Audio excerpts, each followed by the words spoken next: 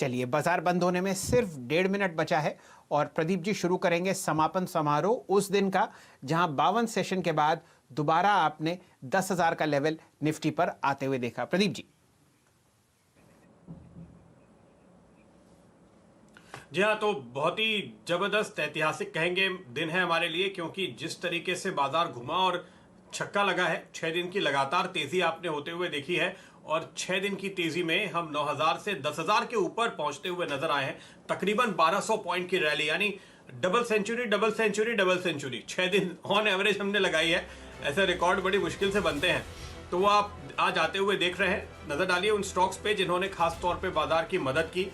आज दिन के हाई से नीचे आने के बाद भी इंडेक्स काफी स्ट्रांग बना हुआ है। इसमें कोटक महिंद्रा बैंक का बहुत बड़ा हाथ है, इसमें बजाज फाइनेंस और आईसीआईसीआई बैंक का बहुत बड़ा हाथ है। तो आप समझ ही गए होंगे कि फाइनेंशियल्स ही ड्राइव कर रहे हैं मार्केट को और साथ में एमएनएम। लेकिन जिस सेक्टर पे आज हमने काफी करीब से नजर डाली और करीब करीब हर एक स्टॉक पे हमने टारगेट्स और स्टॉप लॉस अपने एक्सपर्ट से ले लिए।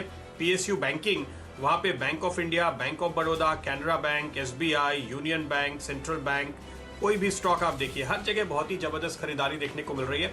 बाजार में शायद कुछ उम्मीदें बन रही हैं कि आप कुछ खबरें आती हुई सुने, उस पर नजरें हैं। लेकिन कमाई के कुछ और आइडियाज जो हमने आपको आज दिए। कैनफिन होम्स मैंने आपको सुबह बताया था फंडा स्टॉक के तौर पे। जेएम फाइनेंशियल्स पे हमने एक कॉल आते हुए सुनी थी स्टॉक 2020 में। एबी मनी एक और कॉल थी और अडानी गैस आज का 2020 का भी कॉल था मेरे हिसाब से, और आशीष ने इसको जैकपॉट शेयर के तौर पे भी लिया। तो ये वो सारे स्टॉक्स जिन्होंने आज आपकी तगड़ी कमाई करवाई। इसके अलावा हमारी नजर थी चोला फाइनेंस पे, मनप्पुरम फाइनेंस पे, जिन्होंने आपको अच्छी कमाई करा के दी। लेकिन क्लोजिंग बेल बज चुकी है मेरे कान में, तो मैं पहले एक बार निफ्टी और बैंक निफ्टी पे नजर डाल देता हूं। देखिए आज आपने बाजार को क्लोज होते हुए देखा है 10,069 के आसपास। दिन के हाईज जो हमने देखे थे निफ्टी में 10,159, तो वहां से करीब 90 पॉइंट आप नीचे आए हैं। लेकिन ध्यान रखिए आज बुधवार है और कल वीकली एक्सपायरी का दिन होगा, तो क्या कल आप इस हाइस के ऊपर निकल के एक और नया लेवल बना पाएंगे, ये देखने वाली बात होगी। निफ्टी बैंक भी आज एक्सपायरी के एक दिन पहले ठंडा होता हुआ दिखाई दिया। आमतौर पे आप बुधवार के दिन बड़ी वॉलेटिलिटी निफ्टी और निफ्टी बैंक में देख लेते हैं, बड़ी रेंज देख लेते हैं। मोटे तौर पे जो सौदे आगे बढ़ाने होते हैं, साफ करने होते हैं, वो हो जाता है एक दिन पहले।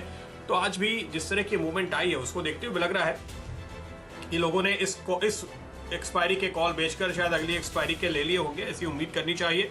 तो कल आपको रेंज शायद थोड़ी छोटी नजर आए, लेकिन कल की एक्सपायरी पे आपकी नजर जरूर होगी, क्योंकि इस तरह की जबरदस्त तेजी आपने पिछले 5-4 सेशन में लगातार आते हुए देखी है। यानी इस वीक के दौरान, इस वीकली सीरीज के दौरान जो मूवमेंट आया है वो भी शायद अपने आप में एक रिकॉर्ड लेवल है।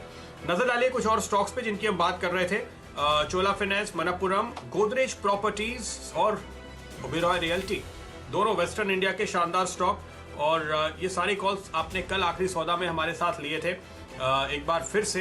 हालांकि ये दोनों ही कॉल मुझे याद है कि आप पिछले 4 या 5 दिन से लगातार होल्ड कर रहे हैं, तो तगड़ी कमाई लगातार होती हुई नजर आई होगी। कमाई के कुछ और ideas. SBI cards, InterGlobe aviation, जहां पे लग रहा था कि नतीजे खास नहीं है, लेकिन सुबह हमने यहाँ पर एक ब्रेकआउट पकड़ा और दिन के दौरान तो आपने बहुत ही जबरदस्त मूव देखा। ये क्लोज टू करीब अपनी आधी बढ़त को गंवा के हुआ है। एमजीएल और गोदरेज इंडस्ट्रीज, ये कुछ और शानदार कॉल्स थे आपके लिए। तो बेहतरीन दिन था, लेकिन थोड़ी निराशा मुनाफा वसूली का रुख बल्कि कहिए विप्रो में, भारतीय इंफ्राटेल में, यूपीएल में और एनटीपीसी में देखने को मिला। लेकिन ये सिंपल रोटेशन समझा जाना चाहिए। शैल जी। प्रदीप जी, आज आपने 122 अंक की तेजी देखी है निफ्टी फ्यूचर्स में। 10,085 का लेवल